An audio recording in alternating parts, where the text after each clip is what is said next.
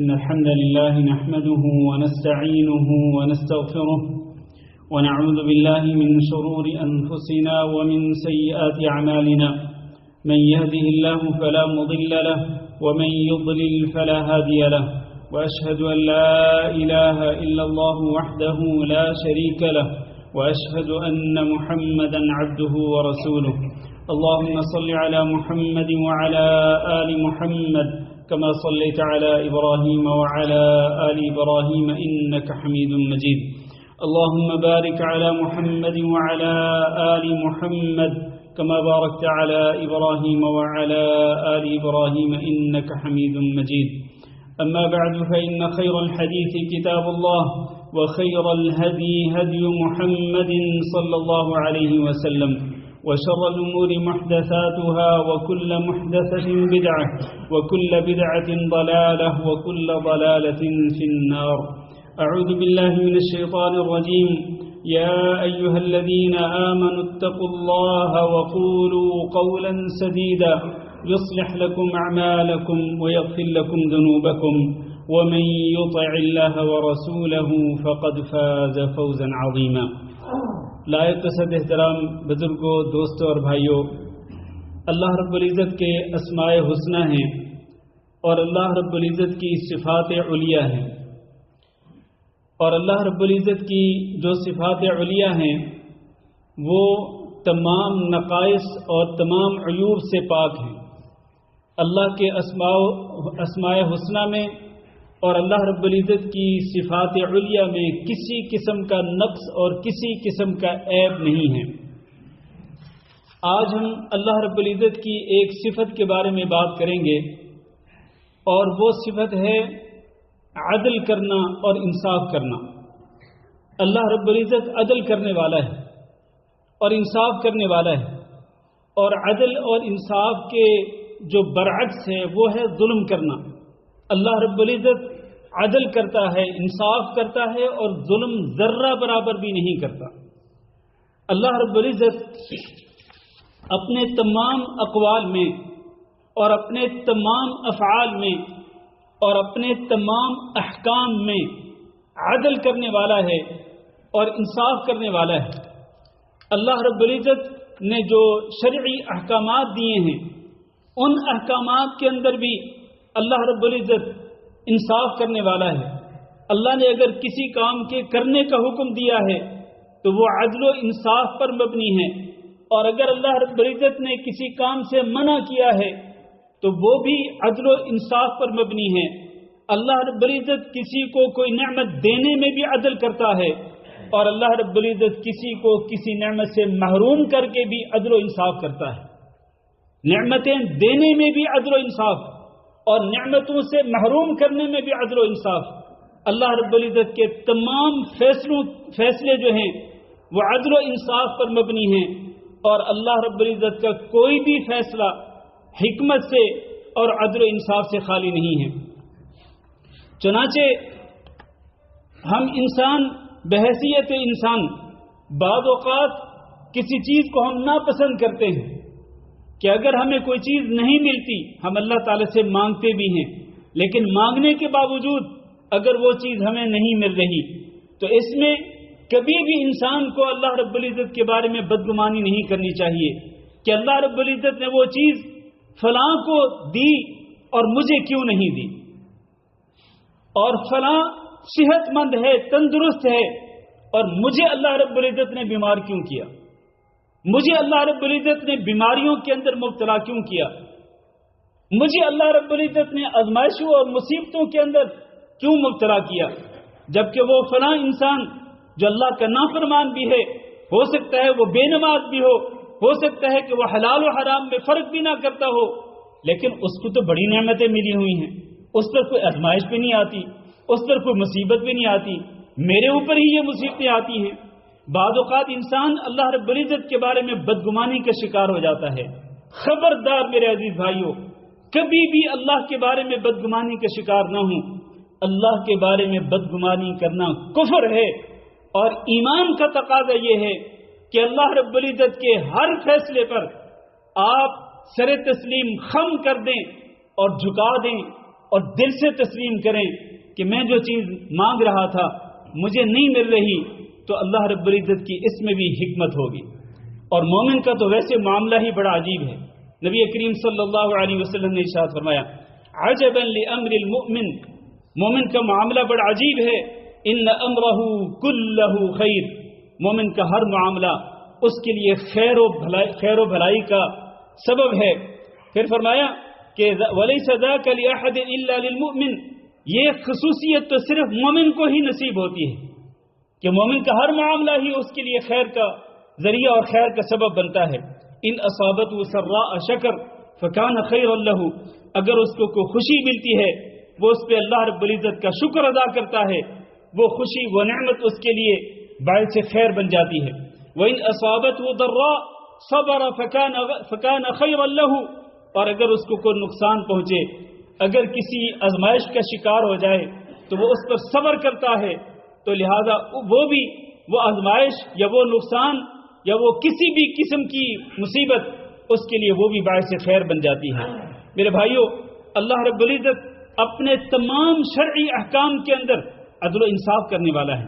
اللہ تعالیٰ نے قرآن مجید کے اندر ارشاد فرمایا وَتَمَّتْ كَلِمَةُ رَبِّكَ صِدْقًا وَعَدْلًا، کہ تیرے رب کا کلام مکمل ہو گیا دو صفات کے ساتھ، صدقاً وعدلاً، سچائی کے ساتھ مکمل ہوا، یعنی اس کلام مجید کے اندر، اس قرآن پاک کے اندر جتنی اخبار ہیں، چاہے وہ اللہ رب العزت کی ذات کے بارے میں ہوں، چاہے وہ سابقہ امتوں کے بارے میں ہوں، چاہے وہ آنے والے دنوں کے بارے میں یا آنے والے اوقات کے بارے میں، قبر کے بارے میں، آخرت کے بارے میں، جنت دوزخ کے بارے میں ہوں، وہ ساری کی ساری چیزیں سچائی پر مبنی ہیں۔ اور دوسری صفت وعدلا، کہ یہ تیرے کلام کا رب عدل کے ساتھ مکمل ہوا، تیرے رب کا کلام عدل کے ساتھ مکمل ہوا، یعنی تیرے رب کے کلام کے اندر جتنے بھی احکامات ہیں وہ سارے کے سارے عدل و انصاف پر مبنی ہیں۔ گویا کہ اللہ رب العزت اپنی شریعت کے اندر بھی عدل و انصاف کرتا ہے، اور قیامت کے دن بھی اللہ رب العزت عدل و انصاف کرے گا۔ عدل و انصاف قائم کرنے کے لیے اللہ رب العزت ترازو قائم کر دے گا۔ وَنَضَعُ الْمَوَازِينَ الْقِسْطَ لِيَوْمِ الْقِيَامَةِ فَلَا تُظْلَمُ نَفْسٌ شَيْئًا، ہم قیامت کے دن عدل و انصاف کرنے والے ترازو گاڑ دیں گے، جن کے اندر انسان کے اعمال کا وزن بھی ہوگا اور خود انسان کا بھی وزن ہوگا، انسان کے نام اعمال کا وزن بھی ہوگا۔ فلا تظلم نفس شیئا، تو کسی بھی جان پر کچھ بھی ظلم نہیں کیا جائے گا۔ عدل و انصاف کے پورے تقاضے جو ہے وہ مکمل کیے جائیں گے، حتیٰ کہ اگر کسی سینگ والی بکری نے بغیر سینگ کے بکری کو مارا ہوگا، بغیر سینگ والی بکری کو اگر مارا ہوگا تو اللہ رب العزت سینگ والی بکری سے بدلہ لے کر کے دے گا بغیر سینگ والی بکری کو۔ اتنا اللہ رب العزت عدل و انصاف کرے گا۔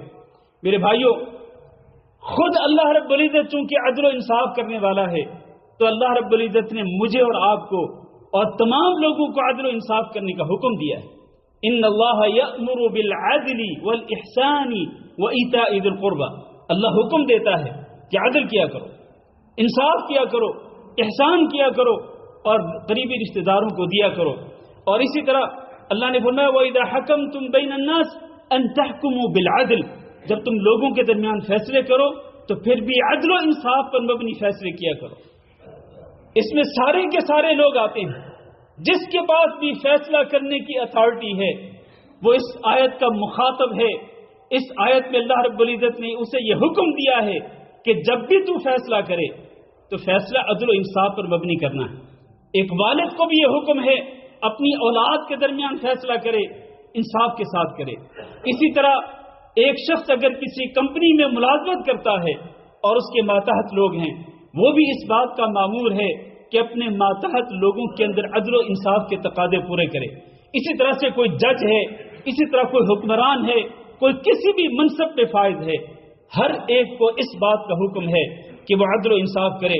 فرمایا یا ایھا الذین آمنوا کونوا قوامین للہ شہداء بالقسط ولا یجرمنکم شنآن قوم علی الا تعدلوا اعدلوا هو اقرب للتقوى۔ حتیٰ کہ دشمنوں کے ساتھ بھی انصاف کرنا ہے۔ فرمایا کہ کسی قوم کی دشمنی آپ کو اس بات پر نہ آمادہ کرے کہ تم ان کے ساتھ عدل نہ کرو، بلکہ عدل و انصاف کرو دشمنوں کے ساتھ بھی۔ یہ تقوی کے زیادہ قریب ہے۔ اولاد کے درمیان انصاف کرنا چاہیے، بیویوں کے درمیان انصاف کرنا چاہیے، تمام لوگوں کے ساتھ انصاف کرنا چاہیے۔ اسی بات کا اللہ نے حکم دیا۔ خاص طور پر میرے بھائیوں، کسی کی حق تلفی نہیں کرنی چاہیے۔ اگر کسی کا کسی پر حق ہے تو اس کو چاہیے کہ وہ قیامت کے دن آنے سے پہلے، بلکہ موت آنے سے پہلے، وہ اپنے معاملات کو لوگوں کے ساتھ صاف کر لے۔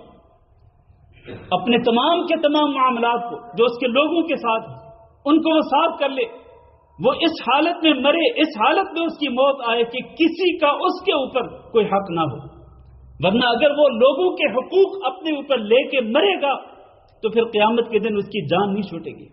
الا من یرحم ربنا، اگر اللہ رب العزت رحمت فرمائے گا تو ایک اور معاملہ ہے، ورنہ وہاں پر تو لوگوں کے حقوق جو ہیں وہ پورے کے پورے ادا کیے جائیں گے۔ اور وہ کس طرح سے ہوں گے؟ دینار و درہم نہیں ہوں گے قیامت کے دن۔ اگر آپ نے کسی کا حق مارا ہے تو قیامت کے دن دینار و درہم دے کر آپ اپنی جان نہیں چھڑا پائیں گے، بلکہ ہوگا کیا؟ ہوگا یہ کہ آپ کی نیکیاں لے کر ان کے اندر بانٹ دی جائیں گی جن کے حقوق لے کر کے آپ مرے تھے۔ آپ کی بڑی بڑی نیکیاں ان کے اندر تقسیم کر دی جائیں گی، اور اگر ان نیکیوں کے ساتھ اگر ان کے حقوق ادا نہیں ہوتے تو پھر ان کے گناہ لے کر آپ کے اوپر ڈال دیے جائیں گے۔ اللہ تعالیٰ نے تو مکمل طور پر عدل و انصاف کرنا ہے۔ دنیا میں بھی اللہ تعالیٰ عدل و انصاف کرتا ہے، قیامت کے دن بھی اللہ رب العزت عدل و انصاف کرے گا۔ حتیٰ کہ وہ لوگ جو پل صراط کو عبور کر جائیں گے وہ بھی جنت میں داخل نہیں ہو سکیں گے جب تک کہ ان کے درمیان جو حقوق ہیں وہ حقوق کا معاملہ جب تک حل نہیں کیا جائے گا تب تک پل صراط کو عبور کر کے جانے والے لوگ بھی جنت کے اندر داخل نہیں ہو سکیں گے۔ یہ معاملہ بہت ہی سیریس ہے، اس لیے مالی حقوق ہوں یا دیگر حقوق ہوں ان کو مرنے سے پہلے ادا کریں یا ان کو معاف کر لیں اور معاف کروا لیں۔ میرے عزیز بھائیوں، اللہ رب العزت کی ایک صفت، جس طرح میں نے پہلے کہا کہ عدل و انصاف کرتا ہے، ظلم نہیں کرتا۔ اللہ نے فرمایا ان اللہ لا یظلم مثقال ذرہ، ایک رتی کے برابر، ایک دانے کے برابر بھی اللہ رب العزت ظلم نہیں کرتا۔ وما ربک بظلام للعبید، تیرا رب بندوں پر ظلم کرنے والا نہیں۔ اور ولا یظلم ربک احدا، اللہ تیرا رب کسی پر ظلم نہیں کرتا ہے۔ اللہ رب العزت نے عدل و انصاف کے تقاضے پورے کرنے ہیں، اسی لیے حدیث قدسی میں بھی اللہ رب العزت نے ارشاد فرمایا یا عبادی انی حرمت الظلم علی نفسی وحرمته علیکم فلا تظالموا، اے میرے بندو میں نے اپنے اوپر یہ بات حرام کر دی ہے کہ میں کسی پہ ظلم کروں۔ کسی پہ ظلم کرنا میں نے اپنے اوپر حرام کر دیا ہے، ہو ہی نہیں سکتا کہ اللہ رب العزت کسی پہ ظلم کرے۔ پھر فرمایا کہ میں نے اس کو تمہارے درمیان بھی حرام کر دیا ہے، لہذا تم ایک دوسرے پہ ظلم نہ کرو۔ میرے بھائیوں، جو انصاف کرنے والے لوگ ہیں ان کی فضیلت میں 2 حدیثیں ذکر کر کے میں اپنا خطبہ ختم کرتا ہوں۔ نبی کریم صلی اللہ علیہ وسلم نے ارشاد فرمایا ان المقسطین عند اللہ علی منابر من نور عن یمین الرحمن، یہ جو انصاف کرنے والے اپنے تمام اقوال میں، تمام افعال میں انصاف کرنے والے جو لوگ ہیں، یہ اللہ رب العزت کی دائیں طرف اور دونوں طرف، جو ہمارے لحاظ سے ایک طرف دائیں ہے اور ایک طرف بائیں ہے، رائٹ اور لیفٹ، لیکن اللہ رب العزت کی دونوں طرف جب وہ رائٹ دائیں ہیں تو اللہ رب العزت کی گویا کے دونوں طرف ایسے ممبر لگائے جائیں گے کہ ان ممبروں پر ان لوگوں کو بٹھایا جائے گا کہ جو اپنی زندگی کے اندر انصاف کرتے تھے اپنی ہر بات میں اور اپنے ہر فعل کے اندر، اور وہ ممبر جو ہے وہ نور کے ساتھ چمک رہے ہوں گے۔ اور دوسری حدیث نبی کریم صلی اللہ علیہ وسلم نے فرمایا، حدیث توجہ سے سنیے گا اور اس کو ذہن نشین کر کے جائیے۔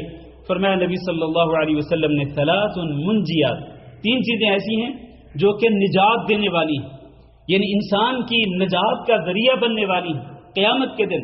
پہلی چیز خشیت اللہ فی السر والعلانیہ، اللہ رب العزت کی خشیت، اللہ کا ڈر، چاہے آپ لوگوں کے سامنے ہوں تب بھی، چاہے آپ لوگوں کی آنکھوں سے اوجھل ہوں تب بھی، ہر وقت اللہ رب العزت کی خشیت اور اللہ کا خوف اپنے دل میں رکھیں. اور دوسری بات یہ ہے کہ والعدل فی الرضا والغضب، انسان جب راضی خوش ہو تب بھی وہ عدل کرے، اور جب وہ غصے کی حالت میں ہو تب بھی وہ عدل کرے. عموماً یہ ہوتا ہے کہ ہم لوگ بیلنس نہیں رکھ سکتے. خوشی کی حالت میں ہو سکتے ہم عدل و انصاف کریں، اور پھر جب غصہ آئے گا تو پھر عدل و انصاف کے تقاضوں کو بھول جاتے ہیں. حتیٰ کہ بعض لوگ، مجھے کہنے دیجئے، بعض لوگ غصے کے اندر، چونکہ مجھ سے تو تقریباً ڈیلی بیسس پر روزانہ اس قسم کے سوال ہوتے ہیں کہ جی میں نے غصے میں بیوی کو طلاق دے دی، غصے میں آ کے میں نے کہہ دیا 3 دفعہ طلاق طلاق طلاق.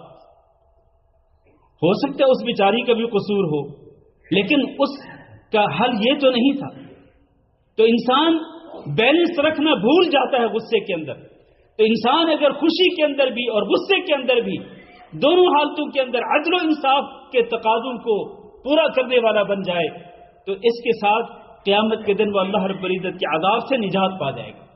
یہ نجات دینے والی چیزوں میں ہے. تیسری چیز والقصد فی الفقر والغنى، انسان اگر خوشحال ہو تب بھی اور اگر تنگ دست ہو تب بھی، ہر حال میں انسان میانہ روی اختیار کرے پیسہ خرچ کرنے کے اندر، اس کے ساتھ بھی اس کو نجات مل سکتی ہے. اللہ تعالیٰ سے دعا ہے کہ اللہ رب العزت ہم سب کو اپنے تمام اقوال و افعال میں عدل و انصاف کرنے والا بنا دے اور عدل و انصاف کے تقاضوں کو پورا کرنے والا بنا دے. استغفر اللہ لی ولکم ولسائر المسلمین فاستغفروہ انہ هو الغفور الرحیم.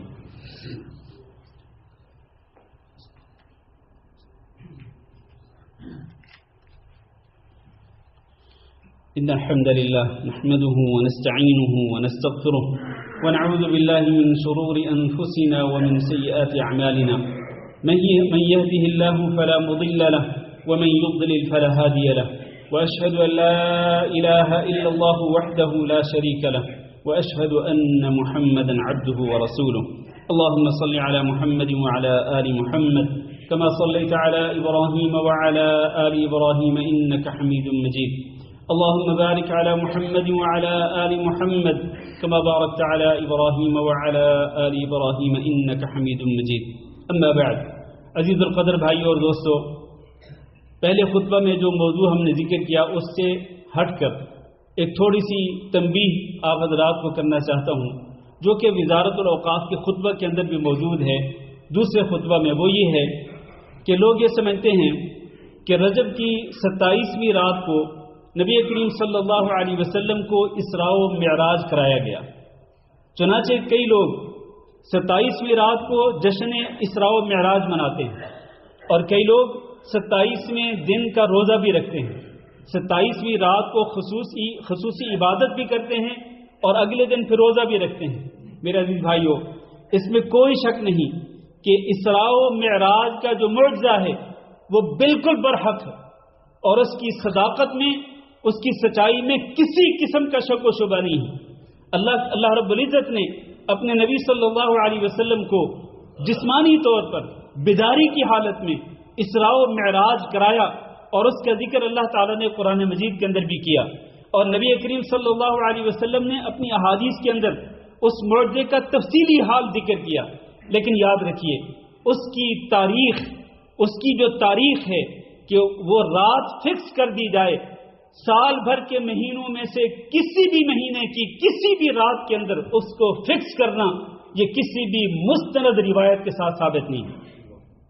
بلکہ جو چیز زیادہ قابل اعتماد ہے وہ یہ ہے کہ اسراء و معراج کا معجزہ نبی صلی اللہ علیہ وسلم کو ملا تھا ہجرت سے 1 سال پہلے، اور ہجرت ربیع الاول کے مہینے میں ہوئی تھی، اور اس سے 1 سال پہلے یعنی نبوت کے 12ویں سال کے اندر ربیع الاول کے مہینے کے اندر ہی یہ اسراء و معراج کا موقع جو معجزہ ہے وہ نبی صلی اللہ علیہ وسلم کو نصیب ہوا تھا، عطا ہوا تھا اللہ رب العزت کی طرف سے.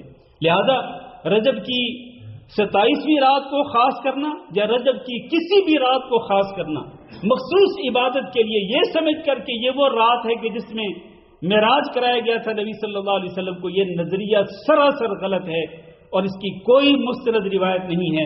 اور اسی طرح کسی خاص دن کا روزہ رکھنا، یہی اسی نظریے کے ساتھ اس کی بھی کوئی دلیل نہیں ہے. अल्लाह ताला से दुआ है कि अल्लाह हम सबको हक बात को समझने की तौफीक दे और हक बातों पर अल्लाह रब्बुल इज़्ज़त हमें अमल करने की तौफीक दे। अल्लाहुम्मा इग़फिर लना व लिल मुमिनीन वल मुमिनात व लिल मुस्लिमीन वल मुस्लिमात अल अहयाइ मिनहुम वल अमवात। अल्लाहुम्मा इन्ना नस्अलुका अल अफ़्व वल आफ़ियह वल मुआफ़ात अद-दाइमत फ़िद दुनिया वल आखिरह। अल्लाहुम्मा इन्ना नस्अलुका रिज़ाका वल जन्नह व नऊज़ु बिका मिन सख़तिका वन नार। अल्लाहुम्मा फ़र्रिज हम्मल महमूमीन ونفس كرب المكروبين واقض الدين عن المدينين واشف مرضانا ومرضى المسلمين. اللهم آمنا في أوطاننا واجعل هذا البلد آمنا مطمئنا وسائر بلاد المسلمين. عباد الله، إن الله يأمر بالعدل والإحسان وإيتاء ذي القربى وينهى عن الفحشاء والمنكر والبغي يعظكم لعلكم تذكرون. سبحان ربك رب العزة عما يصفون وسلام على المرسلين والحمد لله رب العالمين.